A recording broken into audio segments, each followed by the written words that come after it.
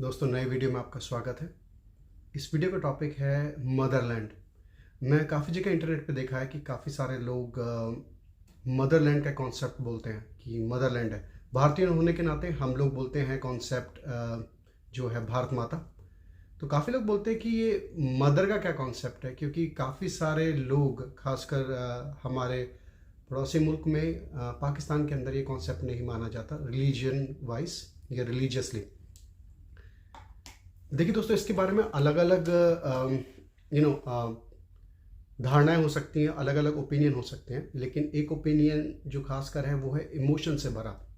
भारतीय संस्कृति के अंदर इमोशंस बहुत ही ज़्यादा वैल्यू रखते हैं, प्रैक्टिकलिटी भी रखती है लेकिन इमोशंस भी बहुत ज़्यादा वैल्यू रखते हैं। भारत के अंदर हज़ारों सालों में लोगों ने बहुत ज़्यादा बलिदान दिए हैं, बहुत कुछ किया है, तो वो इमोशंस भारत के अंदर हैं, भारतीय लोगों के अंदर हैं। जब आप भारत माता कहते हो तो माँ इसलिए कहा जाता है कि जैसे आपकी अपनी माँ आपको जन्म देती है, आपको पालती पोसती है, आपको खाना देती है, आपको पानी देती है, आपको बड़ा करती है, इस लायक करती है कि आप अपनी ज़िंदगी खुद गुजार पाएँ, उसी तरीके से आपकी जो मदरलैंड है, आपका जो देश है, आपका जो मुल्क है, आपकी जो कंट्री है, जो भी वर्ड आप उसको देना चाहें, वो भी आपके लिए वही करता है। जब आप अपने देश में पैदा होते हैं तो उस देश के अंदर आप वहाँ की नदियों से पानी पीते हैं, आप वहाँ की धरती पर चलते हैं, वहीं की धरती से पैदा हुआ अनाज खाते हैं, वहीं पर ही आपके सारे कर्म होते हैं और वहीं पर ही दिन के आखिर में या जिंदगी के आखिर में आपकी मृत्यु हो जाती है। और डिपेंडिंग ऑन द रिलीजन हम कुछ लोग दफना देते हैं, बाकी हम जो हिंदू लोग हैं हम कहेंगे हम जला देते हैं बॉडी को। लेकिन हमारी बॉडी का अंश, एक हिस्सा हमेशा उस धरती के अंदर जाता है।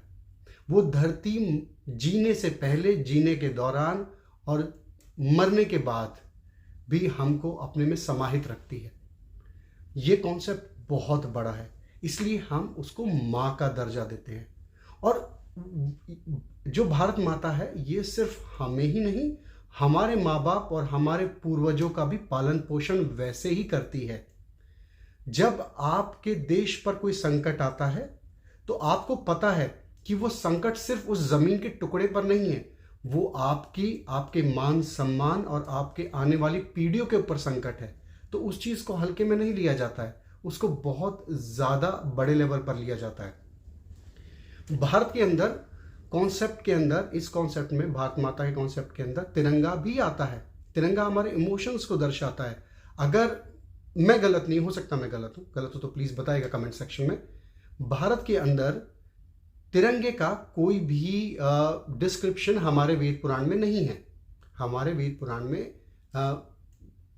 भारतीय झंडे के अलावा हो सकता किसी और चीज का डिस्क्रिप्शन हो, मैं क्लियर नहीं हूं, लेकिन हमारे लिए भारतीय झंडे का या भारतीय ध्वज का जो डिस्क्रिप्शन आया, जो फाइनलाइज हुआ है, वो आज़ादी के आसपास हुआ है। और आज़ादी के बाद जो हमारे पास स्वरूप है, जो हमारे पास भारतीय झंडे का इस टाइम पे जो क्या कहते हैं, जो इमेज है जिसको हम यूज़ करते हैं, वो फाइनलाइज हुई थी कुछ उसी के आसपास, आज़ादी के आसपास ही। तो जब भारतीय झंडा फहराया जाता है, उसके साथ राष्ट्रगान गाया जाता है, तो आप देखिए भारत के अंदर कितनी विविधताएं हैं, कितनी कॉम्प्लेक्सिटी है। अलग अलग भाषाएं हैं, अलग अलग किस्म के लोग हैं, हम दिखने में भी अलग हैं, ऑफकोर्स हमारी बोलियां भी अलग है, हमारे खान पान अलग है, हम जिन जगहों पर रहते हैं वो अलग अलग हैं। कोई पहाड़ है, कहीं पर नदी है, कोई फ्लैट एरिया है, कोई समुद्र किनारे रहता है, कोई जंगलों में रहता है। तो हमारे पास विविधताएं बहुत ज़्यादा हैं। लेकिन जब उस झंडे को फहराया जाता है, जब तिरंगे को फहराया जाता है, उसके साथ राष्ट्रगान को गाया जाता है, हम सब की भावनाएं एक हो जाती हैं, हम सब की भावनाएं अलग नहीं रहती हैं। तो ये कुछ चीज़ें, हमारी भारत माता, हमारा झंडा, हमारा राष्ट्रगान वंदे मातरम, हमको एक इमोशन प्रोवाइड करते हैं जो कि हमें जोड़ते हैं। चाहे हमारे पुराने समय में वो लिखे गए हों, नहीं हो, हजारों सालों पहले की बात कर रहा हूँ या नहीं हो, लेकिन वो कॉन्सेप्शुलाइज हमारे इमोशंस को, हम सबको एक करते और दर्शाते और हमारे लिए बहुत ज़रूरी हैं। ये धर्म का हिस्सा ना होके भी हमारे धर्म के बराबर है। और हमारा धर्म ऐसी चीज़ों को मना नहीं करता है, एक साथ हमको जोड़ने के लिए मना नहीं करता है। तो ऐसे में अगर आपने देखा हो, जब राष्ट्रगान गाया जाता है, जब लोग खड़े होते हैं तो लोग उसको गाते हैं, उनके चेहरे पे इतना प्राउड फील होता है। देश नहीं, विदेश में भी यही माहौल है। जब विदेश में भी भारतीय उसको गाते तो उनको बहुत अच्छा लगता है। जब लोगों को आप रोते हुए देखेंगे जब राष्ट्रगान गाते हैं, क्यों? क्योंकि जब वो उसको गाते हैं तो उसके अंदर जो फीलिंग्स आती हैं वो एक्स्ट्राऑर्डिनरी हैं। आप मेरे ख्याल से कोई होगा जिसको नहीं लगता होगा कि उनके आसपास के लोग या उनको बहुत प्राउड नहीं फील होता हो, क्योंकि उस झंडे से रिलेटेड हम हर चीज देखते हैं। उस राष्ट्रगान में हम हर चीज को देखते हैं। हम अपने देश को देखते हैं, जिन लोगों ने देश के लिए बहुत कुछ किया उसको देखते हैं। हम अपना फ्यूचर देखते हैं, हम अपना जो एग्जिस्टिंग टाइम है हम उसको देखते हैं और हम प्राउड फील करते हैं। हमें अपनी आइडेंटिटी एक जैसी लगती है, चाहे मेरे पास वाला किसी अलग रंग के लिए, किसी अलग भाषा वाला हो, कोई फर्क नहीं पड़ता है, हम सब एक होते हैं। ये एक बहुत बड़ी चीज है जो भारत माता, हमारी मदरलैंड, हमारा राष्ट्रगान, हमारा तिरंगा हमें एक करता है। वो हमें एक इमोशन देता है कि हम सब एक हैं। हमारा जो फोकस है वो एक है। हमारा प्रोग्रेसिंग होने में हमारा इस देश के अंदर एक ही कॉन्सेप्ट है कि हम सब लोग मिलकर आगे बढ़ना चाहते हैं। हम इस देश को आगे ले जाना चाहते हैं। हम अपनी और आसपास के लोग की भी तरक्की चाहते हैं। भारत भाग्य विधाता जब बोला जाता है तो उसका मतलब है वो हमें हमारा भाग्य देता है, हमें हमारा भाग्य प्रोवाइड करता है, जो कि हम मेहनत से बनाते हैं। जब बोला जाता है पंजाब, सिंध, गुजरात, मराठा, द्राविड़, उत्कल, बंगा, आपके पूरे देश का वो हिस्सा जो हमारे पास है और दुर्भाग्य से हमारे पास आज नहीं है, उसकी पूरी डिस्क्रिप्शन दी जाती है फिजिकली। इमोशन के साथ साथ आप जहां पर रहते हैं उस जगह का भी व्याख्यान है। भारत इसलिए हमारे लिए बहुत ज़रूरी है। तो ये जो कॉन्सेप्ट है जिसको बार बार बहुत सारे लोग बदनाम करने की कोशिश करते हैं कि ये चीज़ें ज़रूरी नहीं है, भारत माता बोलना ज़रूरी नहीं है, तिरंगा ज़रूरी नहीं है, राष्ट्रगान ज़रूरी नहीं है, वंदे मातरम ज़रूरी नहीं है, ये लोगों के अपने कॉन्सेप्ट हो सकते हैं, रिलीजियसली, नॉन रिलीजियसली, मैं इस पर कमेंट नहीं करूँगा, लेकिन एक देश के लिए बहुत ज़रूरी है। मदरलैंड या अपने देश को माता कहना, ये कॉन्सेप्ट रिलीजियस नहीं है, ये रिलीजन से बियॉन्ड है। अगर आप ध्यान दें, भारत के अलावा बाकी के देश भी अपने देश को मदरलैंड ही बोलते हैं।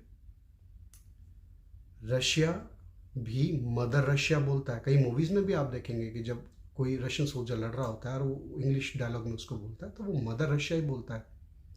हर जगह पर मदरलैंड का ही कॉन्सेप्ट है, माँ का ही कॉन्सेप्ट है, क्योंकि उनको पता है कि जिस तरीके से माँ पाल पोस के आपको बड़ा करती है, आपको इस लायक बनाती है, जो इमोशंस आपके अपनी माँ के साथ अटैच होते हैं, जो ड्यूटी माँ आपके लिए पूरी करती है, वही सेम ड्यूटी या उससे भी बढ़कर आपका देश आपके लिए करता है।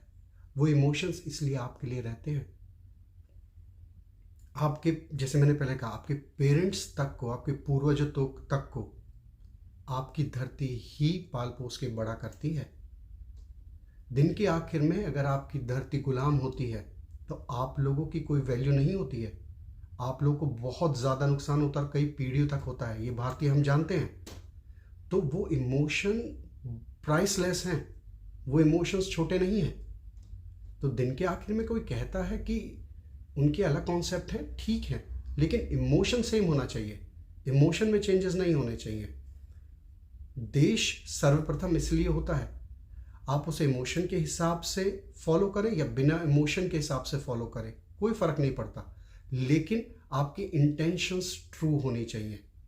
तो ऐसे में लड़ाई झगड़े की कोई बात नहीं है, ये कहने की कोई बात नहीं है कि आप भारत माता कह रहे हैं मैं नहीं कह पा रहा, ठीक है, लेकिन आपके इमोशंस उतने ही ट्रू होने चाहिए, आपकी ड्यूटी उतनी ही ट्रू होनी चाहिए और आपको एक दूसरे के लिए सम्मान भी उतना ही रखना चाहिए, क्योंकि हम सब लोग एक ही धरती से आए हैं और हम सब लोग एक ही तरीके से काम करके आगे बढ़ना चाहते हैं। धन्यवाद।